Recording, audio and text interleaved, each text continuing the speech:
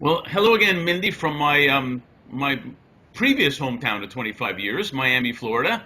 And I noticed certainly you have a pretty focused background. Correct me if I'm wrong. It's obviously from education and psychology, to your devotion to the Children's Bereavement Center now for a number of years.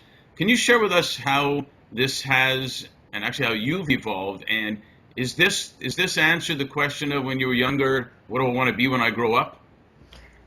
It kind of did. I always knew I wanted to work with children and families, and so developing into a psychologist was not something that was off the beaten track for me. It was kind of a natural progression, and but the interesting thing is how so many things in your life and so many experiences in your life contribute to how it evolves. And I started out working with kids when I was started in my psychology program when I had a master's degree. And then when I was going for my PhD, I was raising four children, and I was doing more work with adults during those years because I wanted to be able to drive carpool in the afternoon. and and so I wasn't working a full-time day in those days. And so for many years I did that. And then as my children were growing up and I was able to look at what else I can do, I looked into with a colleague, another psychologist, Dr. Carol Burns. We met and talked about other opportunities to bring some programming to the community. And for me, it was a very natural. I had come from traumatic illness, working with people with traumatic illnesses and injuries as a psychologist, and then working with families. And I also really enjoyed the idea of doing something in the field of grief work. Unfortunately, I had both myself, my family, we a horrific loss. We lost my brother when he was only 30 years old to lymphoma. And at the same time, I had some very close friends who lost very young husbands and were left with small children. And they often, these people would turn to me as psychologists, well, what do we do? Where do we go?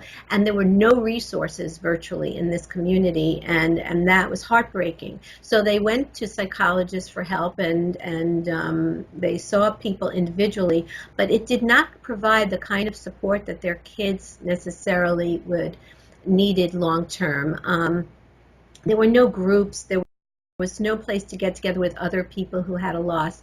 And that's really so challenging because I think what people really need is they need an opportunity to be with others who understand what they're going through and to have a shared community. Sure. And that really was nothing like that was available. So when the opportunity came up and my friend brought up the idea of doing grief work and group work, and we traveled around the country looking at what other people were doing and did some just some work to understand what was out there and what was available and really see what was possible.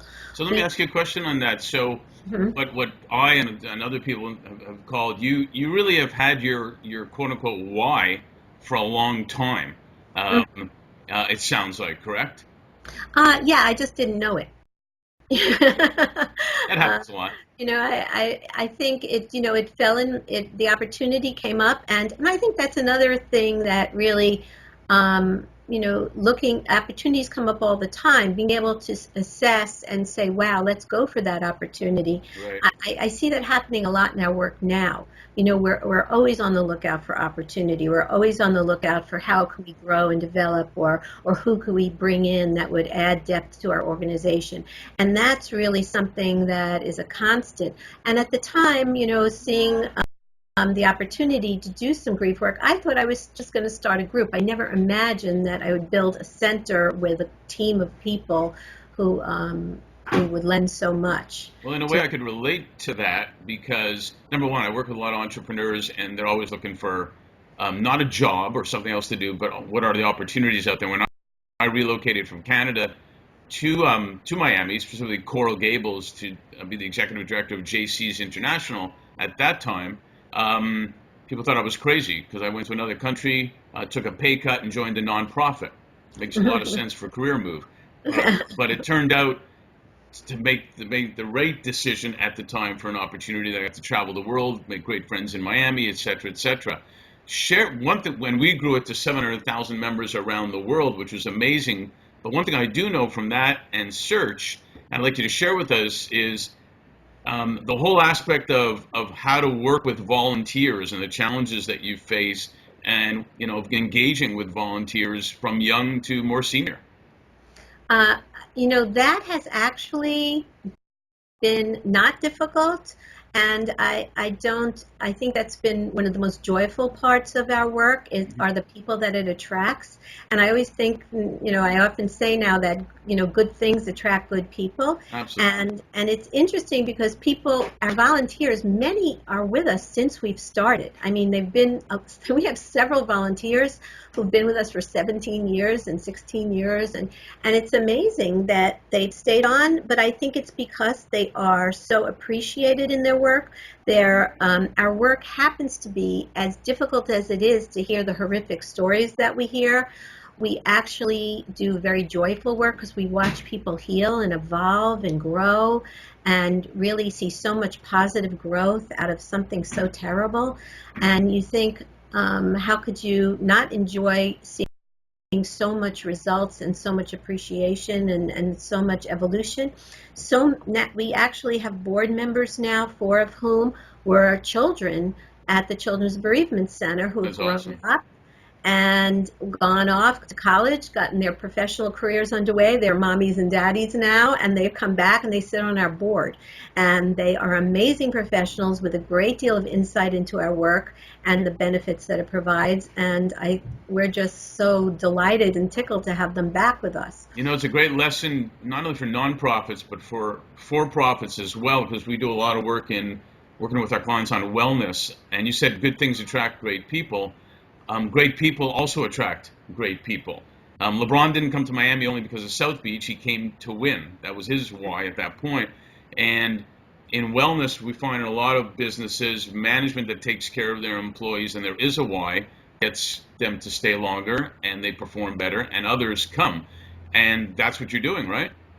Well, I think they really do feel appreciated. We also value their opinions so much because many of these people, having worked with us, really become so expert in what they do. Their insights are so appreciated. So one of the things we do after each group, our families come, we give them a pizza dinner. They come for an hour-and-a-half group. They're all in groups according to age. So we have the adult groups in English, Spanish. We have the kids groups in every age. And after those groups, we have the volunteers and the staff who attend those groups in a supervision session for an hour, and they give each other feedback and information, and they learn from one another, and we learn from them. So it's really such a valuable thing, and I think that the fact that we've incorporated that into our work and made that part of our program and part of the value of what we do really has evolved us and really made them a very important part of the feedback process and the information process that goes on. Yeah, I would agree, and that's a good segue to one question I wanted to ask you, especially for up and coming leaders. I was fortunate enough to get engaged and brought into nonprofit early, and I loved it, whether it was sports or whatever, being engaged. Tell us, for the up and coming leaders, tell them basically how working or volunteering in nonprofit actually impacts, obviously where they're doing it, but also impacts their own personal and career growth. Well, I think your story is perfect from what you were telling us, and I happen to see that it's a wonderful networking opportunity. Mm-hmm. I meet people from all over the community. We have amazing community partnerships. We have Vitas partners with us and gives us people who work with us. We work with New York Life. And that was all these are natural partners. Right. But I think everybody who comes to us, whether they're as a board member, whether they are involved with us as volunteers, whether they just come to our parties and events and participate with us, all these opportunities are opportunities to meet with people for a good reason and for a valuable reason, for a valuable cause. And so I find that, having a common purpose and involving yourself in something that makes a difference in the world and makes a difference to people in your community really is a great way to network. It is. It's also, I think, a great way to develop leaders. Mm, yes. And I think, as I've said, a lot of the young people who got involved with us, and people who volunteered early on, people who came to the center, are now a part of this, and it's been such a joy to work with them. We've really had just all good opportunities for us as an organization to grow, and I think for them too. I Absolutely. think to think your life is more about, yes, we learn from, and we need to earn the funds, and we want to make a profit in a way so that we could invest in the center, invest in our infrastructure, invest in our people, do all that. But the fact is, there's more about this than fundraising. It's about making a difference. Yeah, I agree, and that's one of my favorite terms. Wish I would have trademarked it when I started using it way back when. So, some personal questions. I won't ask you about Jim, I promise. Do you have Well, a you pet? can ask me about Jim, because you asked me about. I saw one of your questions was about who inspired us, Hmm. and who's. And I Well, think, let's get to that when I get to the question. You're okay, too fast okay. for me. Um, I'm so, a couple of little personal ones before we go into that one. Do you have a pet? No longer. I had a dachshund for 18 years. Well, Jimmy liked to say he's not going to college because he was the only one left at home when everybody else left. And I know that feeling. yes, but I loved him. He was wonderful to have. But now I have grandchildren, and we often wind up babysitting for the granddog. The So, granddog, good. Well, do you have a favorite activity or sport? Um, I'm an old yogi. I mean, I've done yoga for over 20 years, Well, and that keeps me centered, and I love it. And I could go to other communities when we travel and visit their yoga studios, and I just find it a lovely so thing to you were a trendsetter before it became super popular, if you will. do. I love them. Do you have a favorite movie or TV show?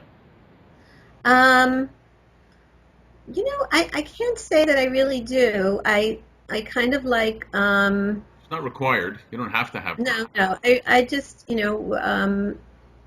I I think in the movies, it's really also the book that I enjoyed, which Right. was Harry Potter, which I Oh, wow. found that it was really about a grieving child. And I was so surprised to find out that she didn't have a tremendous loss as a child, because in writing this, because it's just amazing to me, because I think she did such a good job describing so many of the emotions that children go through when they experience loss. That's an interesting new point. Do you have a favorite type of music and favorite food?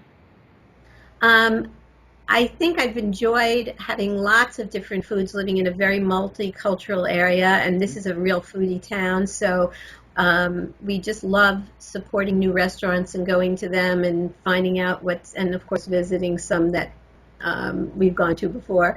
So I think it's the variety of food in Miami is I amazing, agree. and I started cooking when I turned 50, so that was fun. How about I was, music? excuse me, Hmm. music. I really, I grew up on the Beatles and Absolutely. um, the Beatles and Simon and Garfunkel, but I really always loved, jazz. My son played jazz piano, so I love that. Awesome. And, Coltrane is awesome too. It is. And I like the old music from the 40s, and I actually like a lot of the music I hear today too. Well, thanks for sharing that, and we'll continue in a moment.